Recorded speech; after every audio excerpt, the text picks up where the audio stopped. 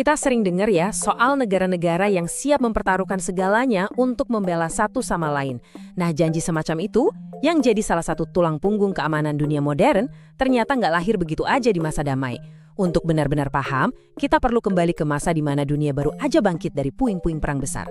Oke, mari kita mulai dari pertanyaan yang paling mendasar.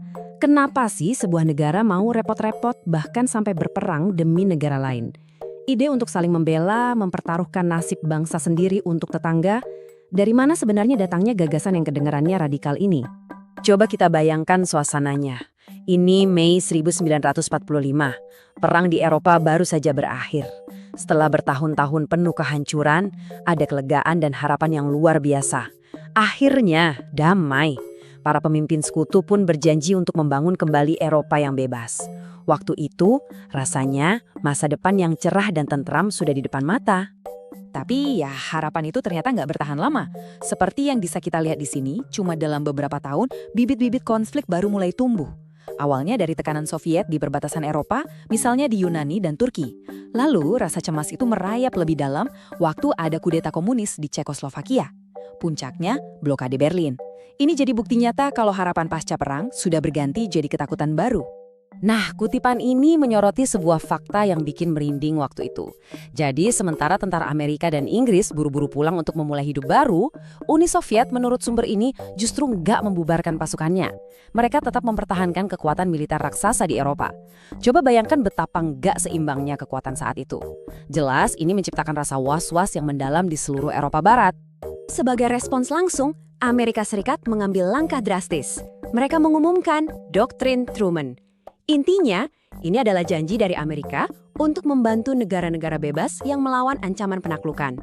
Ini adalah sebuah pergeseran besar loh. Sebelumnya AS cenderung nggak mau ikut campur urusan dunia. Tapi sejak saat itu, mereka mulai mengambil peran yang lebih aktif. Kalau doktrin Truman itu ibarat sinyal peringatan, jatuhnya Cekoslovakia di tahun 1948, ini seperti alarm kebakaran yang bunyinya memekakan telinga. Pengambil alihan kekuasaan yang begitu cepat dan gak demokratis ini jadi titik baliknya. Negara-negara Eropa Barat sadar, mereka nggak bisa sendirian.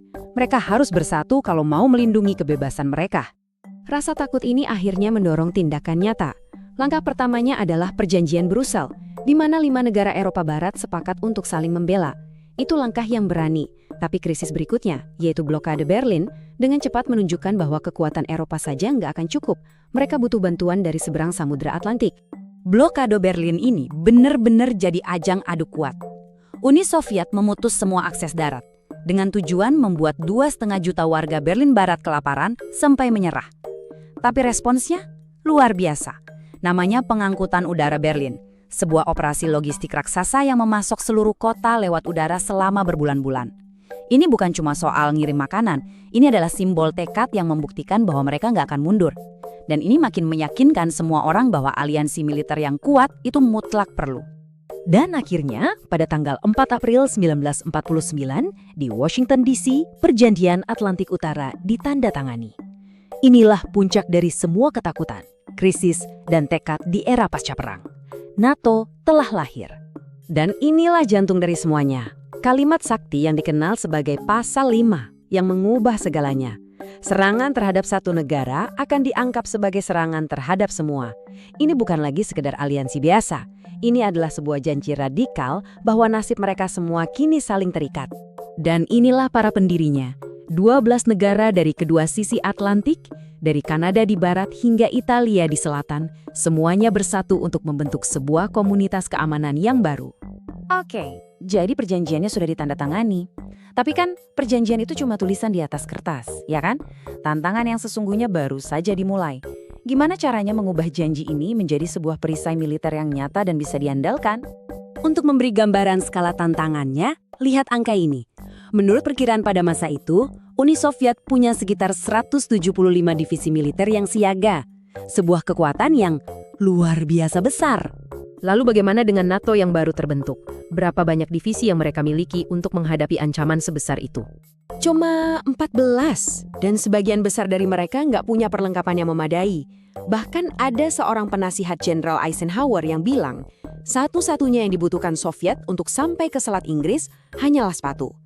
Ketidakseimbangan ini sangat-sangat nyata dan menakutkan. Solusinya adalah dengan menciptakan sesuatu yang belum pernah ada sebelumnya. Sebuah komando militer terpadu. Inilah SHIELD yang dibentuk pada tahun 1950. Dan tugas raksasa ini diserahkan kepada pahlawan perang, Jenderal Eisenhower. Misinya, mengubah belasan tentara nasional yang berbeda-beda ini menjadi satu kekuatan pertahanan yang solid. Nah, slide ini menunjukkan betapa sulitnya tugas Eisenhower. Coba bayangkan, menyatukan tentara dari berbagai negara dengan tradisi militer yang kuat, budaya, dan bahkan 8 bahasa yang berbeda, lalu meminta mereka bekerja sebagai satu tim.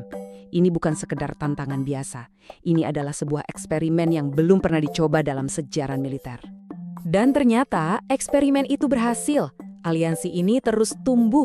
Seiring berjalannya waktu, negara lain mulai bergabung. Yunani dan Turki di tahun 52, bahkan Jerman Barat di tahun 55. Setiap anggota baru ini ibarat menambahkan lapisan baja pada perisai pertahanan yang sedang mereka bangun. Oke, kita sudah napak tilas sejarahnya. Lalu apa artinya semua ini bagi kita hari ini? Apa warisan yang ditinggalkan oleh semua ketakutan dan harapan pasca perang ini? Tabel ini merangkumnya dengan sangat baik. Konsep-konsep yang sekarang kita anggap biasa, seperti pencegahan atau keamanan kolektif, itu semua bukan ide abstrak dari buku teks.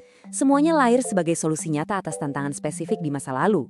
Dengan kata lain, sejarah ini memberi kita semacam kamus untuk memahami bahasa keamanan global hari ini. Dan mungkin inilah pelajaran terpentingnya. NATO tidak dibentuk di masa damai hanya karena negara-negara ingin berteman. Aliansi ini ditempa di tengah api krisis, lahir dari kebutuhan yang sangat mendesak untuk melindungi cara hidup bersama. Ini adalah pengingat yang kuat bahwa terkadang persatuan terbesar justru lahir dari ancaman terbesar. Dan itu membuat kita berpikir, ya, kira-kira ancaman apa di zaman kita sekarang yang mungkin akan melahirkan aliansi besar di masa depan?